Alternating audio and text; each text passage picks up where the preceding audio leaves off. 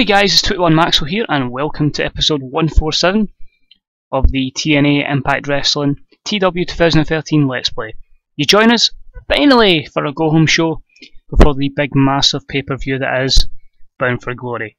Today we've got 17 segments taking up 121 minutes, as we've tried to fit as much as possible in to give it the greatest send-off before hopefully the biggest pay-per-view in TNA history. I'm hoping to just have an awesome show, get a great rating, and hopefully, put us in a great position to carry on and take the company forward.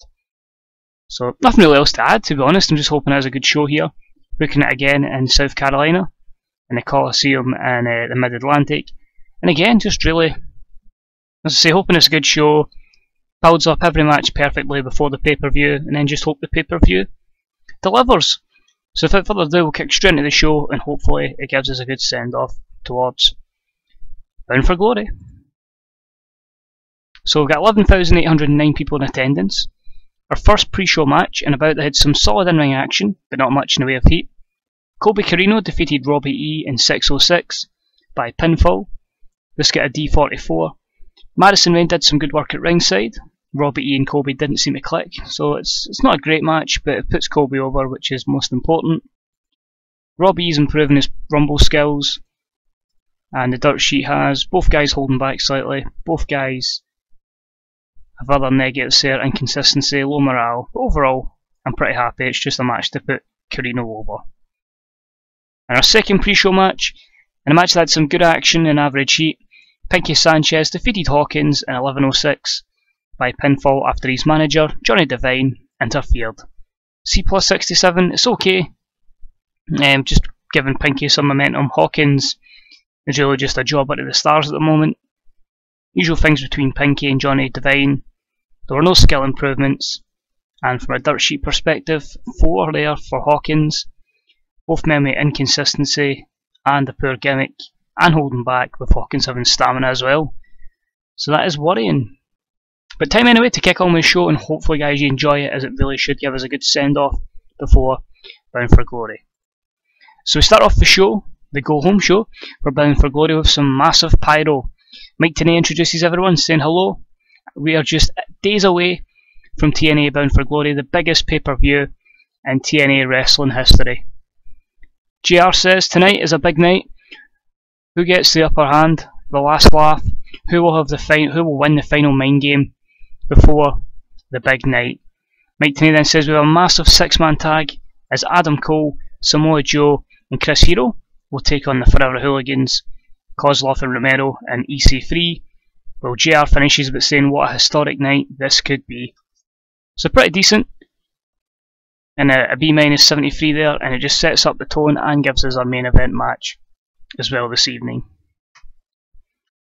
No skill improvements, a few negatives there, but overall it's a decent introduction to the show. Our opening contest did okay as well, in a match that had some good action and average heat. Morrison defeated Drew Galloway in 632 with a running knee to the face. This was a B- 73, as I say. It builds up Morrison pretty well going into his title defence. There were no skill improvements. Negatives here. Still character of Drew, both guys holding back, both guys chemistry. But yeah, they're pretty happy with the length and stuff, so really good match there between these two. Backstage then, we're in the locker room of the Death by Honour stable. And we've just seen Davey Richards watching Morrison win his match and studying him as they prepare to do battle at the pay-per-view for the X Division Championship. A little low momentum's a negative there, but hopefully Davey can continue to be built up. In a match that saw some good action, but not much in the way of heat, Ivelisse Velez drew with Mia Yim in 9:42 following a double DQ. During the match, we saw Angelina Love come in and attack both women. This was a C- 57. Could have been a lot better. I was kind of putting the plan where these two girls work against each other. Of course, they're both baby faces, and then the heel comes in, destroys both, and it's all good. The women's storyline has advanced for this segment. No skill improvements. Yep, negatives was going to be mostly for Ivelisse, which is quite a shock. The odd face heel combination, but that makes sense in terms of the storyline. After the match, Angelina Love cuts a promo. You see this, ladies? This is why I am the dominant knockout in this company. I was fine on my perch before you lot decided to come aboard. So this serves as a notice that this company is for women only, and you girls should go back to the crappy little independent companies you came from. So Angelina's talking down to them, and she's obviously made a statement saying that she's going to be champion at Bound for Glory. That's a C60. Only negative there, low momentum, but that's decent for the women's division, and hopefully they have a good match at the pay-per-view. Next up, Jim Ross and Mike Tenay hype up the next match. JR says, up next we have a match that could have massive repercussions regarding this Sunday. With Mike Tenay saying, that's right Jim, tonight both Steve Austin and Kurt Angle have picked one member of their teams at Bound for Glory to do battle tonight. JR says, representing Steve Austin, we have Showtime Eric Young. Will Tenay says, representing Kurt Angle is going to be DJZ. What a matchup this could be. That's a C plus 66. Nothing else really to add there apart from JR's poor gimmick, but it sets up this match, which actually surprisingly had a decent rating. In a match that had some good action but not much in the way of heat, DJZ defeats Eric Young in 7:40 with a handful of the tights. So the heels prevail, a good victory there, but it makes EY look a wee bit strong. C plus 70, good stuff from the announce team. Eric Young is improving technical and performance skills, as our dirt sheet has very few negatives again, so I think ever since we changed the length of matches, it's more so benefited our lesser talents, so that's good. Our lesser talents, our lower talents down the card, so that's good. After the match, all the heels and babyfaces storm into the ring. Austin with Kozlov, Romero, Storm and Young stare down Kurt Angle, who's alongside Divine Entertainment. It looks like it's all going to kick off before Divine Entertainment and Kurt Angle all back down and leave the ring. This Sunday it's all on the line. Which GM will take control of both shows with victory? That was a B plus 87, which I'm very happy about. And the Battle for Power storyline continues, so all good there. A few negatives there, but that could have been really, really good. But overall, still happy. Then we get a poor segment. We see Colby Corino and Chris Hero come down to ringside to join the commentary team for the following tag team contest between the Killer Elite Squad and the Destroyer Nation. D45. Basically, what a negative there, but it is just putting us up for the next segment. Which again drew okay. And about the featured great action and good crowd, the Killer Elite Squad defeated the Destroyer Nation in 10:25 when Harry Smith defeated Bobby Lashley by pinfall.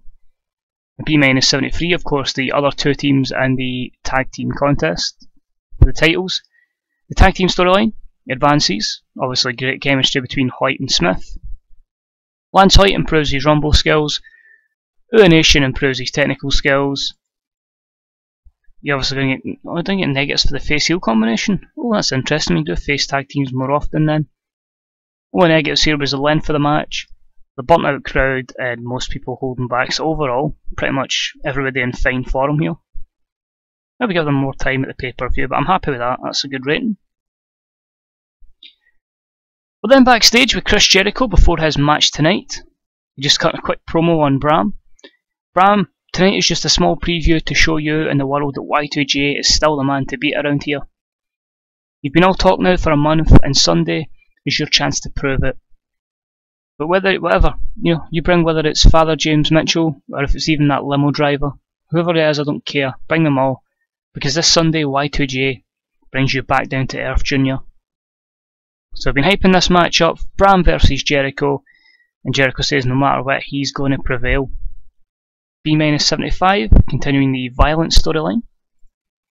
No skill improvements, just a poor gimmick for Chris Jericho, but overall I'm very happy with that. Now that's disappointed again, and about the featured great action and average heat, Chris Jericho and Shinsuke Nakamura defeated Bram and Kota Ibushi in 11:53 when Chris Jericho defeated Kota Ibushi by submission with a Walls of Jericho. C65, pretty disappointing.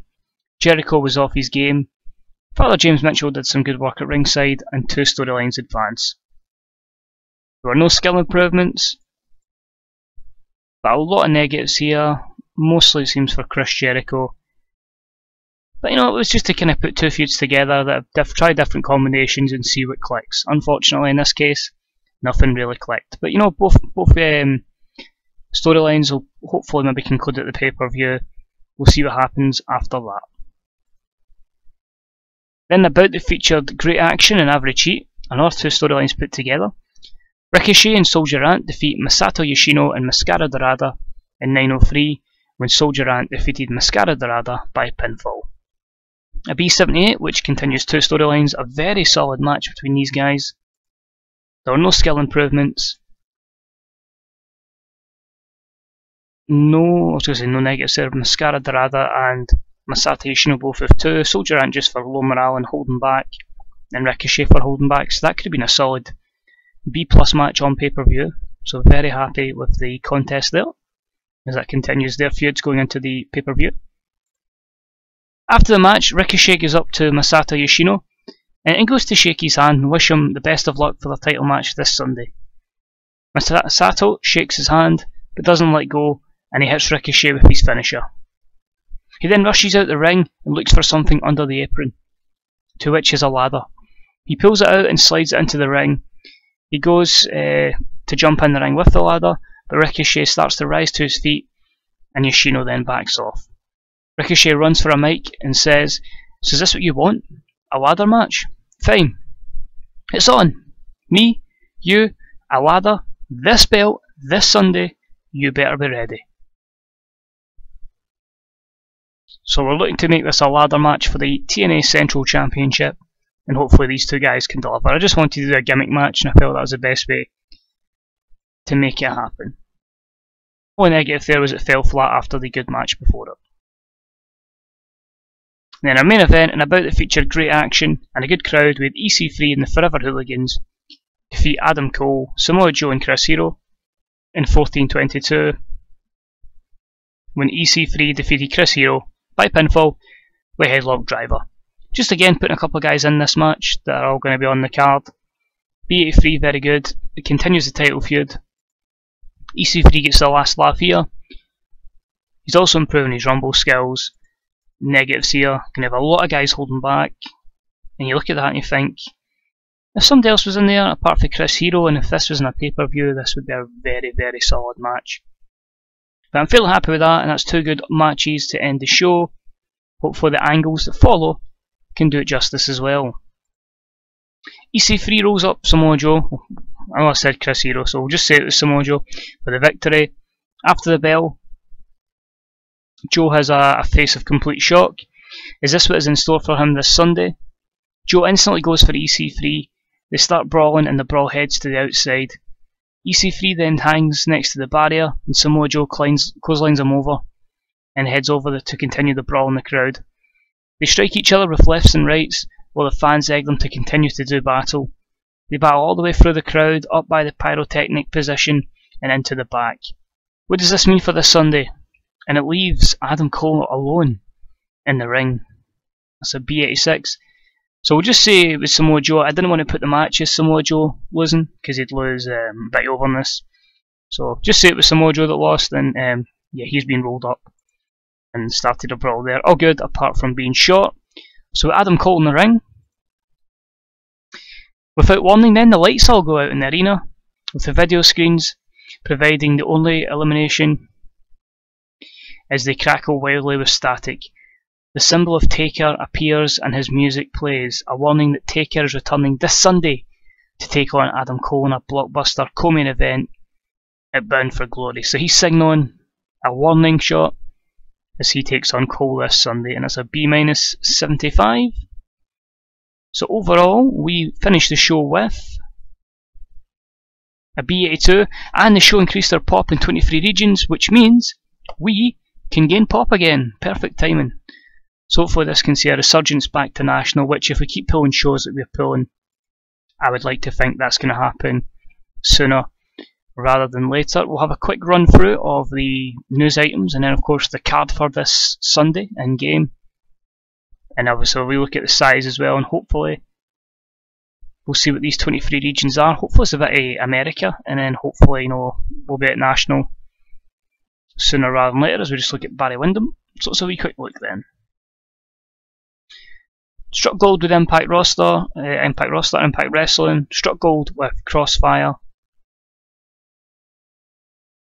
Apart from that, nothing there apart from an ICW show. So a quick look at the size. So we're still going to be cult because we can't grow. But you know, we're gaining in the likes of in Central Europe and stuff, and the whole of Europe on that side. We'll be gaining in the likes of Australia and New Zealand, probably gaining in Canada. So we'll gain up probably some places here. We're still not enough to go national, but you know, even I think it'll be a case that we'll have national level, but we won't actually go national because we're still like in that. I think it's like 6 months before we can actually officially turn national. So we'll have maybe, it's weird to explain, but we'll have like maybe like 66 across the board, but we'll still count as a cult company until it lets us improve, I think. But I think there's TV deals coming up, so we'll maybe look to try and tap into Japan, see if we can start working on Japan. If not, we'll try and get some sort of small deal happening within Mexico. Look at the diary. Yep, so we'll look into doing that after the pay-per-view. As you can see, that's Noam Dar back from his little holiday, so he'll be coming into work after Bound for Glory. Emails, it's just a lot about Noam Dar, who's in a permanent deal. A 1.03 on Bravo, so that's good. A 1.09 in FX Europe, and a 9.17 on Spike. That might actually be up there with one of our highest ever shows. Let's have a wee quick look. Not user log. User stats. Not a 9.45, so still a long way to go before we beat that. So, the last thing I'd like to do is just quickly run through the card before Bound for Glory. We have a 4-on-4 match for control of TNA between Steve Austin and Kurt Angle. Team Austin is of course Alex Kozlov, Rocky Romero, Eric Young and James Storm, and they take on the team of Team Angle, DJZ, Pinky Sanchez, Jake Carter and Jesse Sorensen. We have Mask versus Mask on the line. It is Soldier Ant against Mascara Dorada. What will happen there? We have the grudge match, Shinsuke Nakamura versus Kota Ibushi. We have a ladder match that's still to be booked in between Ricochet and Masato Yoshino for the TNA Central Championship. The X Division is on the line as Morrison takes on the Death by Honor's Davey Richards. And speaking of Death by Honor, the tag titles are on the line as Death by Honor's Kobe Carino and Chris Hero tackle the Destroyer Nation of Ua Nation and Bobby Lashley, and the TNA World Tag Team Champions, the Killer Elite Squad, Lance Hoyt, and of course Harry Smith. We also have a triple threat match for the TNA Knockouts Championship as Ivelisse Velez defends her championship against Mia Yim and the former champion Angelina Love, with a grudge match between Chris Jericho and the Machine Bram. It's Legend versus potential Legend Killer as Adam Cole takes on Taker, and then it's all on the line. The big championship match. Will EC3 make history? Will he reach his destiny as he challenges the champion, the dominant champion that drove CM Punk out of this company, Samoa Joe, in one of the most anticipated TNA championship matches of all time? All this and more this Sunday, Bound for Glory. So that's pretty much it, guys. I just wanted a wee bit of hype there to try and run through the match card and let you know what to expect in this next video. Hopefully it's a really good show, Bound for Glory 12, and then hopefully as soon as we do that we can kick on the road to TNA Bound for Glory 13, because we've got to build it up like it is a WrestleMania. So thank you for tuning in, guys. If you enjoyed the episode, smash the hell out of the like button. If you've got any comments on the episode, on the series, or on wrestling in general, any TW questions, put them all in the comments section. If I can't help you, there's going to be some knowledgeable people out there who can, and we can all improve at the game, because that's what we want, that's what we're looking for. But apart from that, guys, thanks for tuning in. If you enjoyed what you saw, don't forget to hit that sub button. It means a lot, and then it means any videos will drop straight in your sub boxes. And until next time, surely I've got to see you. Come on, it's Bound for Glory. Hopefully I'll see you for Bound for Glory. Have a good one. Peace out.